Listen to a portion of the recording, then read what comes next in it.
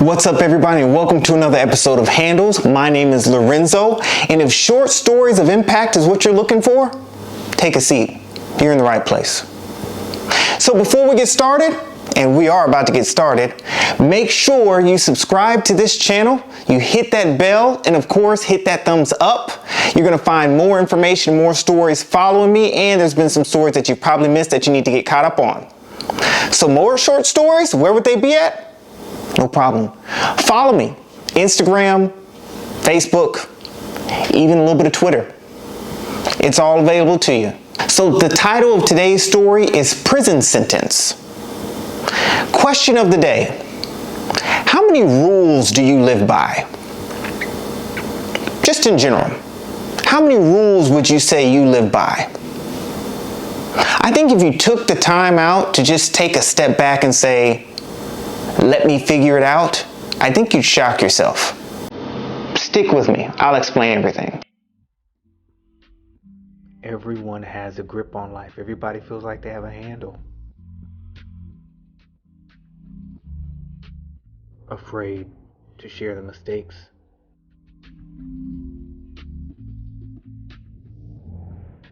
The stories are what connect us. They're the key.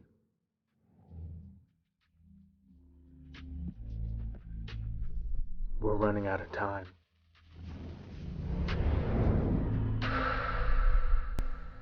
So I got invited to a conference, and this conference had multiple speakers that were going to be there.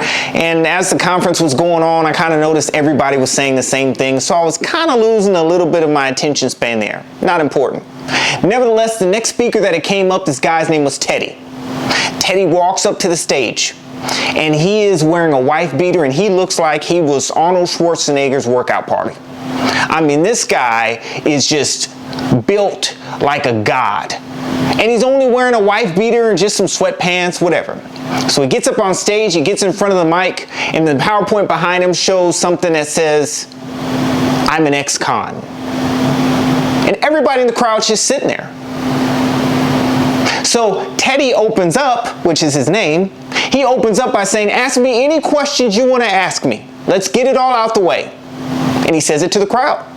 So one person on my far left said, hey, what did you go to prison for? He said, I was accomplice to a murder case. Everybody kind of embraced a little bit. We knew the next question, right? Somebody over to my right said, how long was your prison sentence? He said, I was in for 35 years. Okay, gets quiet again. Someone else raises their hand and says, what's the biggest difference you notice from prison to regular society? He says, I'm glad you asked. He said, the first thing you have to understand about prison is we have tons of rules and regulations. We are told to do everything. When to eat, when to sleep, when to relieve ourselves, when to go to lunch, when to take a shower, where to stand, how to treat other inmates, how to treat specific people that come in that are guests. We are told to do everything. We have tons of rules and regulations. But the goal in prison, he goes on to say, is to not only live within those rules and regulations, but to how to figure out how to get around them, just to get some freedom. Just to live without all those rules and regulations over our head every day. That's what we thought about. That was the only goal. What does freedom look like outside of someone telling you what to do all the time? So the biggest difference is the rules and regulations. To answer your question, Mr. or Mrs. Audience member. So then he goes on to say, let me explain myself. He said, when I was released from prison, I was excited. The first thing I wanted to do was catch up with family and friends. That's the first thing I wanted to do. So I got picked up by a friend I grew up with. He takes me to the house, and lo and behold, they have a party, multiple people that I grew up with, family members, everybody. We're just sitting there hanging out, having a really good time. He said, so as we're hanging out and having a good time, I think to myself, I wonder if some of my neighbors and relatives that aren't there still live down the streets or whatnot. So he tells everybody, Teddy says, I told my family members and friends that I'll be right back. I'm just going to walk down the street because I'm going to knock on the door of such and such, and knock on the door of such and such, and see if they're there, and let them know that I'm out and I'm excited to see them. So he gets a chance to start walking out the door, and as he's walking out the door, one of his brothers said, whoa, Ted, you can't just walk down the street and knock on people's doors at this time of night. Teddy said, why not?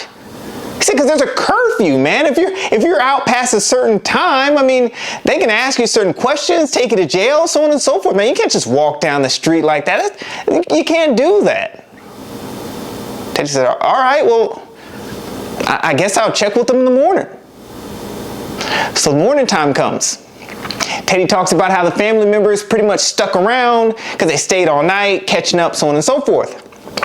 He said one thing that he wanted to do was he wanted to get an opportunity to take his nephews out fishing, and they were there. So he said, man, let me grab my nephews. I'm just going to take them to this nice little lake that I grew up around and see if we can catch some fish. They're really going to like it. They hop in the car, they go to this lake, they pull out some seats, get their lines ready, put some bait on the end of it, throw it out there. They're sitting there just chilling, relaxing, catching up on old times, right?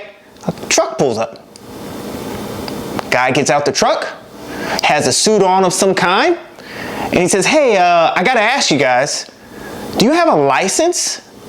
And Teddy says, like a driver's license? They said, no, sir, a license to fish. You have to have a license in order to fish. A license to fish? Since when did I need a damn license to fish? He said, yeah, you have to have a license to fish, so unfortunately I might have to write you a ticket because you have to have a license to fish. And also, if these are your sons or family members, they also have to have a license if they're going to fish. So I got to give you a ticket for that. So Teddy's like, what the hell? He said, yeah, not only that, but the bait that you're using to fish with, yeah, I got to tell you, you're not allowed to use that bait either. I'm going to have to write you a ticket for that too. So Teddy's morning is ruined, right? He's looking at the audience and he's like, I didn't know, so I looked at my nephews and I apologized to them and told them, man, I didn't know I had to have all this shit just to go fishing, so I apologize, fellas. Man, once I get all this stuff together, then maybe I'll take you out next time. Nephew's not worried about it. They're not tripping. They say, you know what? Let's just get you back home and we'll figure out something else to do. So Teddy goes back to the house, still family members there, still some friends there. And they say, you know what? How many clothes or outfits do you have? Maybe we should take you out someplace. I said, okay, no problem. So Teddy goes to the mall with his cousins. He says, look, we just were going to pick up some basic things, but on my way to the mall, walking up the steps, I know this friend that I grew up with. We stop and we sit there and we shoot the breeze. We get to talking about a little bit of everything. And my friend stops and he says, whoa, Teddy, what are you doing, man? You know you can't mix the brands like that. You can't wear Nikes and Reebok stuff at the same time. What are you doing? You can't do that. Teddy said, what the hell? Why not? He said, man, it's just a well-known fact. You can't do it, right? You can't mix those up. Come on, man. So he says, all right. So his cousins, nephews, take him to the store. So they go up to the store looking for certain things just to buy, whatever that may be. Find out what they're going to get. They go stand in line. So Teddy's looking for where he can stand in line. He tells the audience, I find this lady that seems to be in a line, so I get right behind her and I'm just kind of waiting patiently so we can go up front and pay or whatnot. A guy comes around the corner, a manager of some sort, says, whoa, sir, I'm going to need you to back up and I need you to stand right there on that red X. Yes, I need you to stand there and you're not allowed to move forward until we ask or call for you for the next person in line. Teddy looks at his cousins and says, hell, that's what we did in prison. Y'all do that out here too? Cousin kind of shook his head and was like, yeah, I mean, we just got to stand in line to get to where we want to go. So, all right, no big deal, right? So since they got something to wear, they went back home and the cousins surprised Teddy. They said, you know what, tonight, I'm going to take you out. We're going to take you out to a club. We're going to take you someplace where you can hang out, right? Just to relax. And Teddy says, whoa. Just so you guys know, I don't want to go anywhere crazy. I just want to be laid back and relaxed. That's all I really want to do. Please, let's not go anywhere crazy. His relatives say, we're not going to do it. We're just going to take you someplace real basic and simple. He gets dressed, the cousins get dressed. They go to this little hole-in-the-wall club around the corner. They stand in line. They get up to the front. The bouncer checks the IDs and says, "Whoa, sir. I'm sorry, but I can't let you in with those pants." He said, "What are you talking about? These are jeans. What's wrong with these jeans?" He said, "Yeah, I understand that, sir. However, with our policies, you can't wear jeans in this club. And not only that, but you got to have some type of collar shirt, preferably long sleeve." Teddy looks at his cousins like, "What the hell? Are you kidding me?" So he's bummed out from that, but they go back home. He still has plenty of people he needs to catch up with. No big deal. Next morning is Sunday.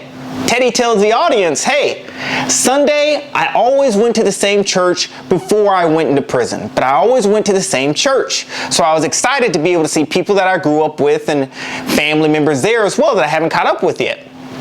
So he puts on the one suit that he has and he goes to church with family. He's seeing faces that he hasn't seen in years. People are recognizing him. He's excited, getting a little bit of emotion behind it, but he's really, really happy to be going to church. So he gets stopped by a family friend who I guess had passed away earlier, but his mom stops him and says, "Man, Teddy, it is good to see you. How have you been?" He said, "I'm doing good." She said, "Whoa, wait a minute, Teddy. What's going on with you?" Teddy said, "Well, I don't understand." She said, "You know it's after Labor Day. You can't wear white after Labor Day. What are you doing?" He said, "Well, hell, the only suit I had, I didn't think it was that big of a deal." She said, "We got to get you a suit. You can't just walk around like that after Labor Day." So at this point, Teddy is completely confused. So he looks at the audience and he says, "I just want to make sure that you guys completely understand what I'm telling you. In prison, we lived in a box. You guys call it a cell. But we lived in this box. And we were told what to do at all times. All times." He said the biggest difference is we focused on freedom, getting outside of that box and what that may be like one day. He said, so as soon as I got out and got into the free public, I didn't think that I would still be living in a box. But I realized that you guys also live in a box. It's just not physical. You just can't see the walls. But people tell you what to eat, what to wear, where to stand, how to fish, what to do. They tell you that throughout the entire day.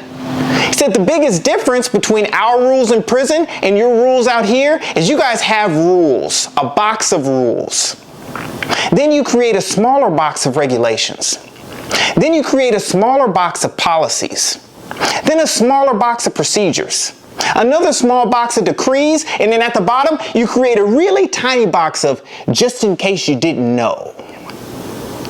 And that's the space you guys live in life. How do you live like that? We knew exactly who was in charge of our rules and regulations. We knew our jailers. We knew our warden. We knew our keepers. Who's your jailers? Who's your warden? Who is your keeper? Who's keeping you in this small little box that you've created for yourself to live life in? That's the biggest difference. So he ends the presentation by saying, if you're going to live the rest of your life in that box that you have created for yourself by listening to everybody else that you can't identify, then you are better off going to prison because you'll have less rules and regulations to live by. Crazy, huh? So my ask is very simple. You might want to take a step back and figure out how many boxes of rules and regulations you have placed on yourself. Thanks for hanging out with me on another episode of Handles, where we share short stories of mistakes that hopefully you can avoid. You want more Handles? Don't forget to follow me on Instagram, Facebook, and Twitter. Don't forget to subscribe to this channel, hit that alert button, and of course that thumbs up. We have more coming. I'll catch you guys next time, right here on Handles.